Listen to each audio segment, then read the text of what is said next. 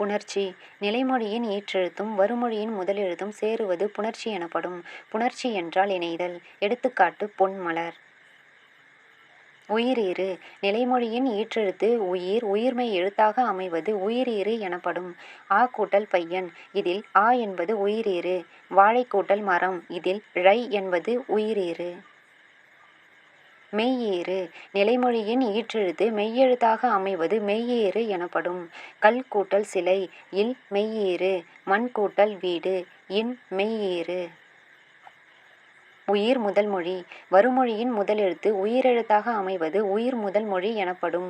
மண் கூட்டல் அழகு, மண் அழகு. ஆ உயிர் முதல் மொழி. பொன் கூட்டல் உண்டு, பொன்னுண்டு. உயிர் முதல் மொழி. மெய் முதல் மொழி. வருமொழியின் முதலெழுத்து மெய் எழுத்தாக அமைவது மெய் முதல் மொழி எனப்படும். எடுத்துக்காட்டு மண் கூட்டல் குடம், மட்குடம். மெய் முதல் மொழி. கல் கூட்டல் சிலை, கற்சிலை.